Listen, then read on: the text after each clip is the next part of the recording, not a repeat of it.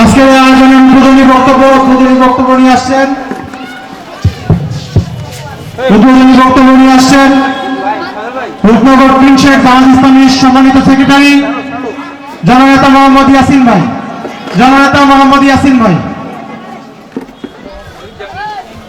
আসসালামু আলাইকুম ওয়া রাহমাতুল্লাহ। আজকে অত্যন্ত একদিকে আনন্দ, অন্যদিকে বেদনা। আমরা যারা এই এলাকাতে জামাত ইসলাম সহ ফ্যাসিবাদ বিরোধী আন্দোলনের সাথে যত দল জড়িত ছিল, সবাই নির্যাতিত, নিষ্পেষিত ছিল। আজকে বিরোধী দলীয় নেত্রী, আপসী নেত্রী খালেদা জিয়া অসুস্থ, আমরা তার জন্য দোয়া করি।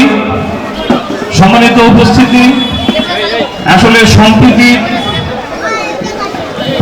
সম্প্রীতির রাজনীতি আমরা করি, প্রতিহিংসার রাজনীতি আমরা করি না, আমরা সুস্থ প্রতিযোগিতা করি।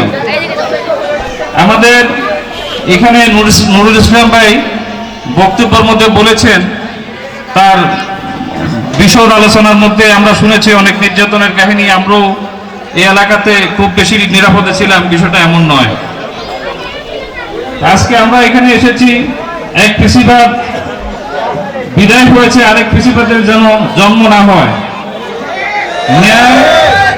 ন্যায় এবং ইনসাফের ভিত্তিতে যদি একটি ইসলামী কল্যাণ রাষ্ট্র গঠিত হয়, সেখানে মানুষের অধিকার পাবে, মানুষ নির্বিঘ্নে ঘোরাফেরা করতে পাবে, গুমের শিকার হবে না, খুনের শিকার হবে না, রাজনৈতিকভাবে হয়রানির শিকার হবে না। প্রিয় উপস্থিতি, যারা আল্লাহকে ভয় করে, যাদের যোগ্যতা রয়েছে, তারা যদি এই দেশের মানুষের প্রতিনিধি হওয়ার সুযোগ লাভ করে, আমরা এর প্রতিফল ভোগ করব। প্রিয় টিনশেরবাসী, এই এলাকা অত্যন্ত অবহেলিত। এখানে যানজট, মাদকাসক্ততা এবং বিভিন্ন ধরনের অপকর্ম যেগুলা আমাদের সামনে ভেসে আসে, এসব বিষয়ে আমাদের আজকে এমপি প্রার্থী আসবেন, যিনি অত্যন্ত যোগ্য, যিনি কয়েকটি ক্যাডেট কলেজের অধ্যক্ষ ছিলেন, যার কাছ থেকে আলো নিয়ে এদেশের বিভিন্ন গুরুত্বপূর্ণ মন্ত্রণালয়, সচিবালয়ে দায়িত্ব পালন করতেছেন তার বিভিন্ন ছাত্ররা। সেই এমন একটি যোগ্য ব্যক্তি আজকে আপনাদের সামনে উপস্থিত হবেন। তার কাছে আমাদের এই এলাকার প্রয়োজনীয়তা নিয়ে আপনারা টিনশেরবাসী কথা বলবেন, আমরাও কথা বলবো, আমাদের প্রয়োজনীয়তার কথা তার কাছে তুলে ধরবো। ধৈর্য সহকারে আমরা এখানে বসবো, বিশৃঙ্খলা করব না। আমরা চাই আগামী দিনের রূপনগর, আগামী দিনের বাংলাদেশ হানাহানি মুক্ত হোক, রাজনীতি কলহ মুক্ত হোক, আমরা শান্তি শৃঙ্খলা বজায় রেখে এলাকাতে বসবাস করি।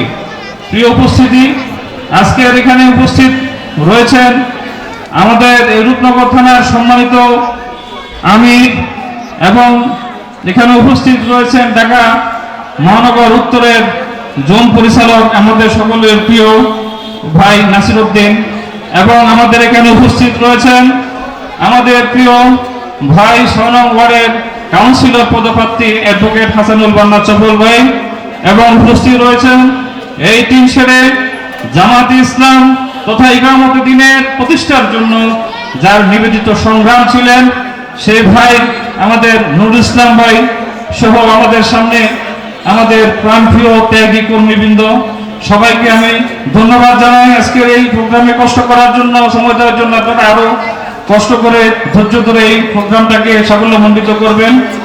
সবাইকে এই প্রোগ্রামে ধৈর্য সহকারে বসে প্রোগ্রাম উপভোগ করার জন্য বিনীতভাবে অনুরোধ করে আমি আজকের এই প্রোগ্রামের উদ্বোধনী ঘোষণা করলাম।